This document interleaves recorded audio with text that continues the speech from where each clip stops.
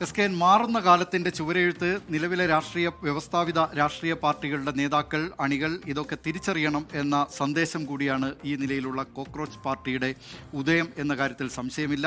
ജെൻസിയെ address ചെയ്യുന്നതിൽ, അവരുടെ പ്രശ്നങ്ങൾ അഡ്രസ്സ് ചെയ്യുന്നതിലൊക്കെ നിലവിലെ രാഷ്ട്രീയ പാർട്ടികൾ നേരിടുന്ന വലിയ പ്രശ്നങ്ങളുണ്ട്. അവർ അതൊന്നും അഡ്രസ്സ് ചെയ്യുന്നില്ല. അവരപ്പോഴും പഴയ കാര്യങ്ങളിൽ തന്നെ അഭിരമിച്ച് നിൽക്കുന്നവരാണ് ഈ പാർട്ടികളുടെ നേതൃത്വം എന്ന കാര്യത്തിൽ സംശയമില്ല. പ്രത്യേകിച്ച് ഈ രാഷ്ട്രീയ പാർട്ടികളൊക്കെ ഇന്ത്യയിലെ ഇപ്പോൾ നിലവിലുള്ള രാഷ്ട്രീയ പാർട്ടികളൊക്കെ ഉദയം ചെയ്യുമ്പോൾ അതിൻ്റെ പ്രധാനപ്പെട്ട നേതാക്കൾ യുവാക്കളായിരുന്നു എന്ന കാര്യം മറക്കാതിരിക്കരുത്.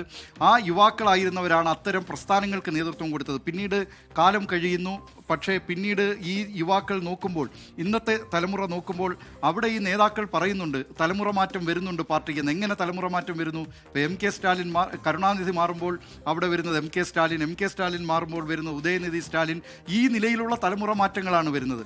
അത് ഈ കാലം മാറി തെരുവ് പ്രസംഗം കേൾക്കാൻ ആളുകൾ പോകുന്നില്ല.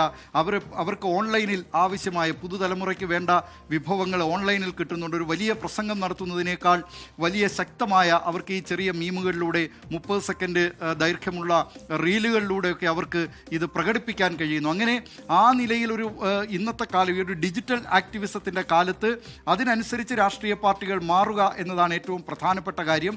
അവർ ഈ തെരുവുകളിൽ പോയി വലിയ പ്രകടനങ്ങളോ പ്രതിഷേധങ്ങളോ നടത്തേണ്ടതില്ല. അവർക്ക് ഹാഷ്ടാഗ് ക്യാമ്പയിൻ നടത്താം, ഓൺലൈൻ ക്യാമ്പയിൻ നടത്താം. അതൊക്കെ തന്നെ ധാരാളമാണ്. അതുകൊണ്ട് ഈ തലമുറ അവർ അരാഷ്ട്രീയവാദികളെന്ന് പറയാൻ കഴിയില്ല. അവർ പല വിഷയങ്ങളെക്കുറിച്ചും ചർച്ച ചെയ്യുന്നുണ്ട്.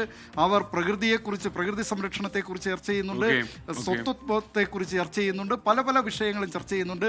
ആ വിഷയങ്ങൾ അഡ്രസ്സ് ചെയ്യാൻ ഈ രാഷ്ട്രീയ പാർട്ടികൾക്ക് കഴിഞ്ഞില്ലെങ്കിൽ അത് ഈ ജെൻസി, അത് ശ്രീലങ്കയിലാകട്ടെ, ബംഗ്ലാദേശിലാകട്ടെ, മഡഗാസ്കറിലാകട്ടെ, നേരത്തെ ഗോപി പറഞ്ഞ് ഇറ്റലിയിലാകട്ടെ, അല്ലെങ്കിൽ കുറച്ച് പിന്നിലേക്ക് പോയാൽ മുല്ലപ്പൂ വിപ്ലവത്തിൻ്റെ കാലത്തും ടുണീഷ്യയിലെ പിന്നീട് അറബ് വസന്തത്തിൻ്റെ കാലത്തുമൊക്കെ ഈ യുവതലമുറ കൊണ്ടുവന്ന ചില വിപ്ലവകരമായ കാര്യങ്ങൾ, ഡൽഹിയിൽ ആം ആദ്മി പാർട്ടി, തമിഴ്നാട്ടിൽ ജോസഫ് വിജയ്, ഇവരൊക്കെ വന്ന വഴികൾ, അത് മറ്റു സ്ഥലങ്ങളിലുള്ള നേതാക്കൾ, രാഷ്ട്രീയ പാർട്ടികൾ, ഇവരൊക്കെ ആ കാര്യങ്ങൾ കണ്ടുപിടിക്കും.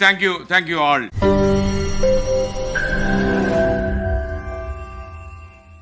ലോകത്തെവിടെയായാലും ഏത് സമയത്തും 24 വാർത്തകളും ഓഗ്മെന്റഡ് റിയാലിറ്റി പാക്കേജുകളും എക്സ്പ്ലെയിനറുകളും വിശദമായി കാണാൻ ഞങ്ങളുടെ യൂട്യൂബ് ചാനൽ നിങ്ങൾക്ക് സബ്സ്ക്രൈബ് ചെയ്യാം.